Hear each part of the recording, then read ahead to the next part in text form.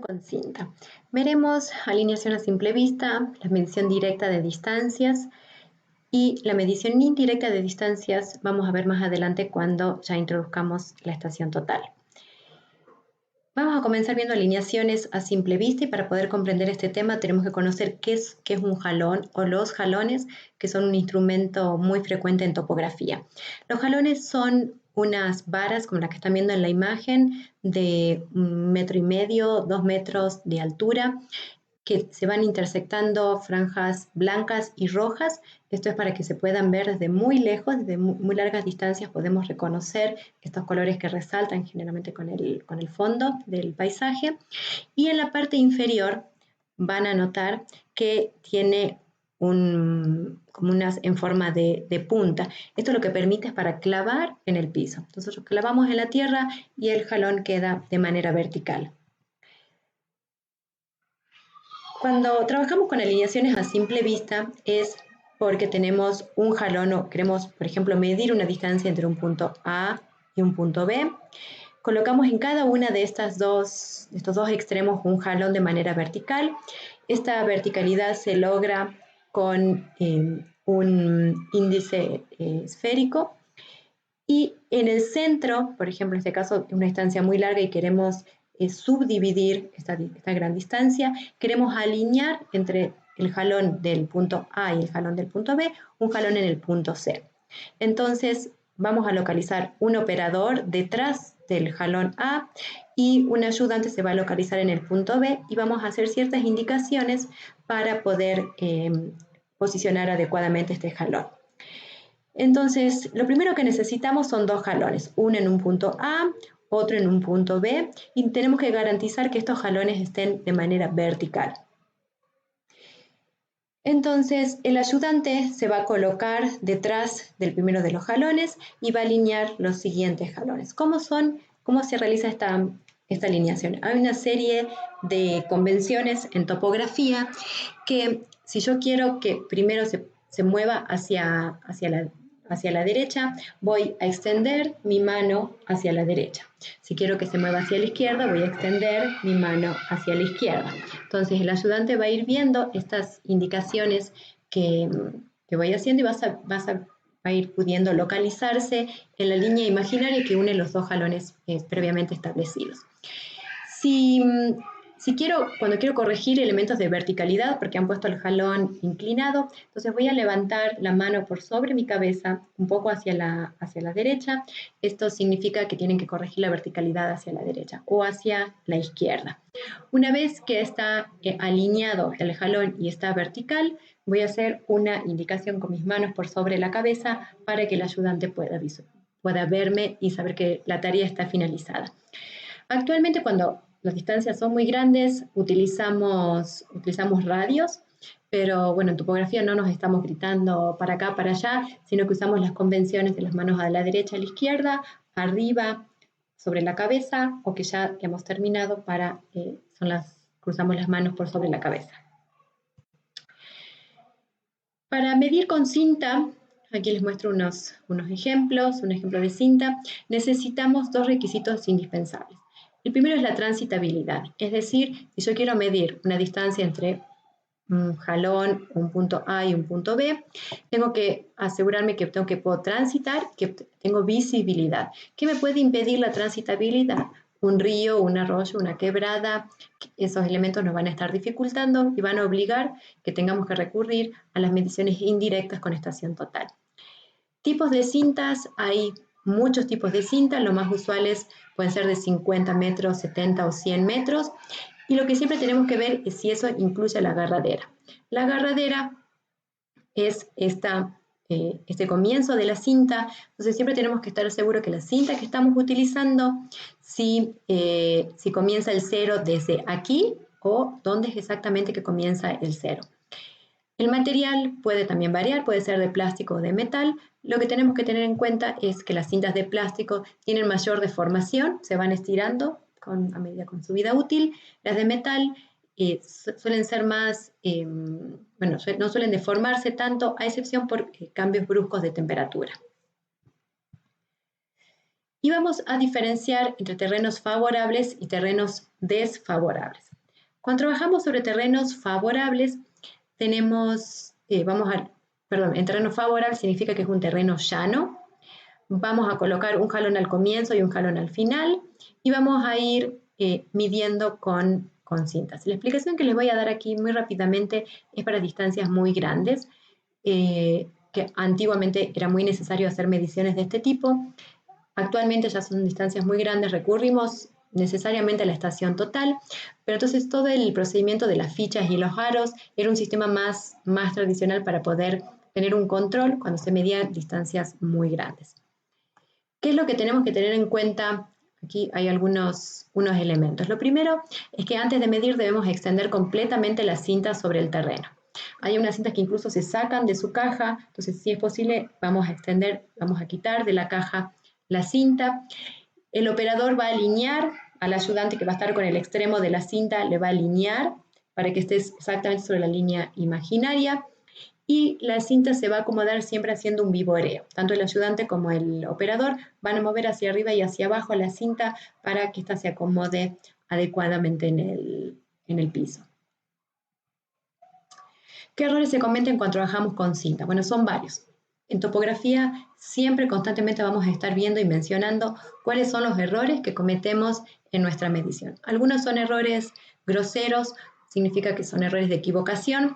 Otros pueden ser errores sistemáticos que son de los propios instrumentos y eso significa que podemos corregirlo o más que corregirlo, compensarlo de alguna manera.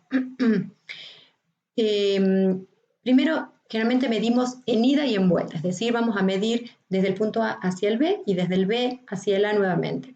¿Para qué? Para poder obtener un promedio de estas dos mediciones y disminuir los errores de tipo grosero, como son errores de lectura y de anotación, que son muy frecuentes.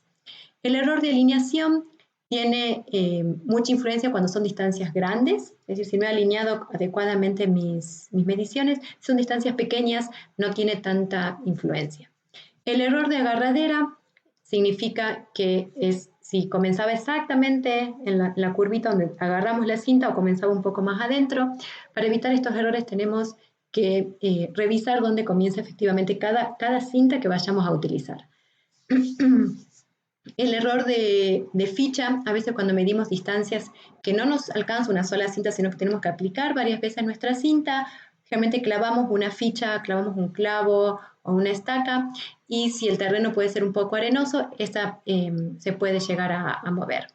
El error de catenaria es cuando no podemos asentar la cinta sobre el piso, principalmente por terrenos desfavorables, que vamos a ver, o porque hay justo un arroyo y le quiero pasar por encima sin que esté apoyado. El error de catenaria es justamente esa panza que por la misma gravedad se va a formar en la cinta. Entonces, lo que tenemos que hacer para evitar es tensar la cinta más fuerte, lo cual puede producir más deformación en la misma cinta, o tratar de alguna manera de siempre trabajar con la cinta apoyada sobre el terreno. Y finalmente la deformación de la cinta, que si nuestras cintas son de plástico y son un poco ya más viejitas, cada vez se va a ir estirando y vamos a ir aumentando centímetros de error.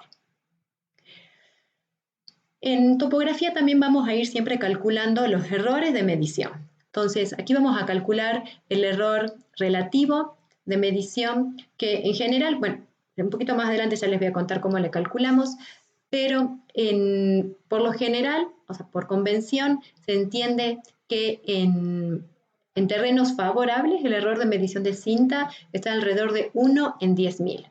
Esto es 1 centímetro en 10.000 centímetros. Le vamos a interpretar de igual manera que una escala. Y en terrenos no favorables o desfavorables, el error relativo es de 1 en 5.000, es decir, voy a tener un error de 1 centímetro en 5.000 centímetros. Cuanta más distancia mida, más error voy a ir acumulando.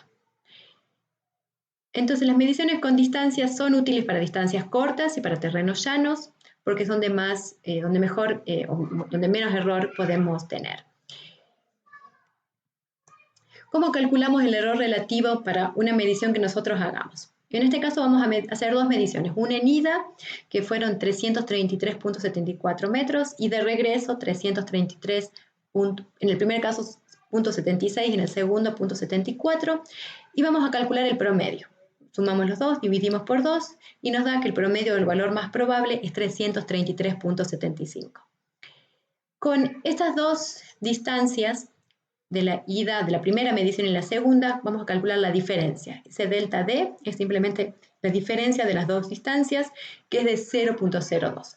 Ahora, para calcular el error relativo, podríamos hacer el delta D, el error dividido, la diferencia dividida la distancia total, o lo que es lo mismo para poder expresar como una escala, vamos a hacer 1 dividido la distancia dividido la diferencia entre la primera y la segunda medición.